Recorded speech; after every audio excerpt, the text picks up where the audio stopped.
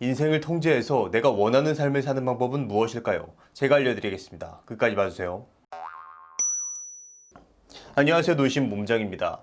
우리는 한 번씩 이런 기분을 느끼곤 합니다. 왠지 내가 원하는 대로 안 되고 이 세상에 부품이 된 것만 같고 인생에서 큰 재미를 찾을 수 없을 것 같은 느낌.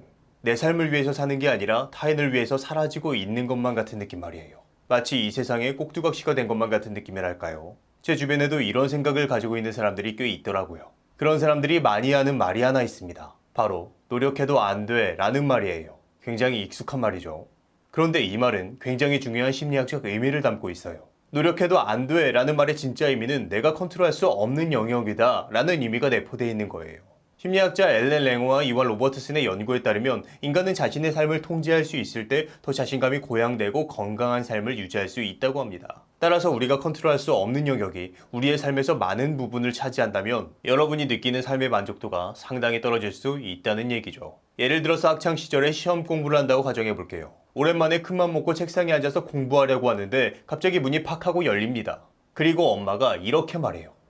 제발 공부 좀 해. 라고 말이죠. 그럼 그 전까지만 해도 공부하려고 했던 의욕이 그 말을 듣는 순간 팍 하고 사라지면서 핸드폰을 보고 있는 자신을 발견할 수 있습니다. 물론 제 얘기는 아닙니다. 왜 이런 심리적인 변화가 일어나느냐? 엄마가 잔소리를 하든 안 하든 똑같이 공부를 한다는 사실은 변함이 없습니다. 다만 우리가 왜 공부를 하느냐에 따른 심리적인 변화가 일어난 거죠.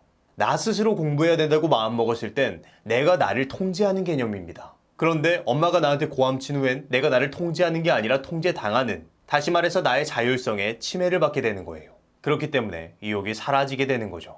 그렇다면 제가 한 가지 질문을 해볼게요. 여러분은 여러분의 인생에서 통제 가능하다고 생각하는 것이 얼마나 되나요? 그 생각이 여러분의 인생의 만족도에 큰 영향을 주는 포인트가 될 수 있어요.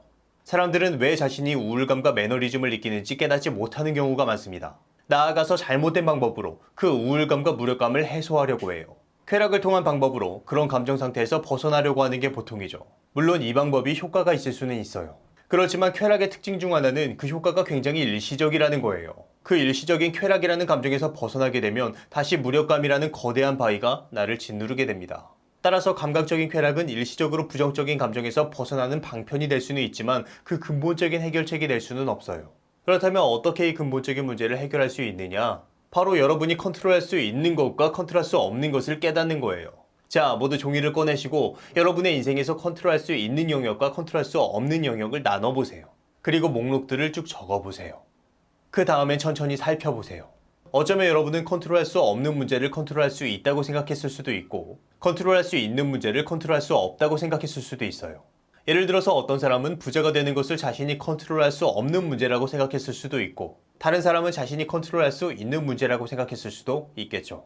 그 목록엔 다양한 가치들이 적혀 있을 겁니다. 부자 되기, 매력적인 사람 되기, 좋은 직장 갖기 등등. 여기서 중요한 것은 여러분이 적은 목록에 우선순위를 매겨보는 거예요. 그 우선순위는 여러분의 인생에서의 가치를 반영합니다. 예컨대 여러분이 적은 목록 중에서 가장 중요하게 생각하는 가치가 매력적인 사람이 되는 거예요. 그런데 그 가치를 자신이 컨트롤할 수 없는 영역에 적었다면 그 사람은 인생의 굉장히 큰 부분에 대해서 자신이 통제할 수 없다는 무력감을 느낄 거예요.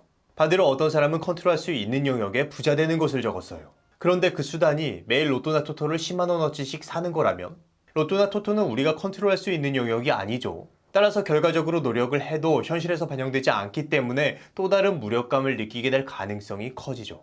그래서 이 두 가지 경우 모두 생각을 바꿀 필요가 있습니다. 제가 이제부터 그 방법을 알려드릴게요. 이 방법을 활용하시면 여러분의 세계관을 확장시킬 수 있을 겁니다.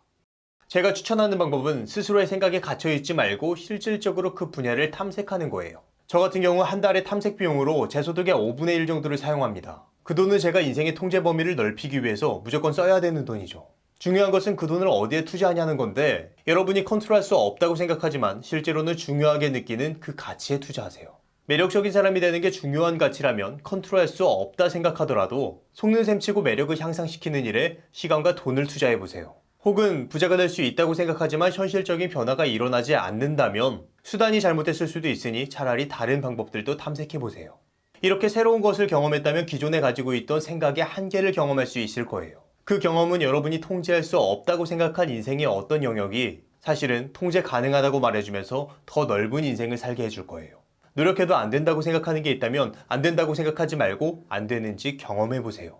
만약 그렇게 해서 실제로 잘 안 된다고 하더라도 경험하기 전 스스로의 생각이 갇혀 있는 것보단 훨씬 나을 겁니다. 인생의 중요한 가치를 스스로 통제할 수 있다는 자율성을 키우세요. 인생을 통제하는 쾌감을 느끼고 실제로 달라진 인생을 사는 겁니다. 그렇게 되면 우리는 더 이상 매너리즘에 빠져서 허우적거리지 않고 훨씬 더 넓은 세상을 만끽하며 살아갈 수 있을 거예요.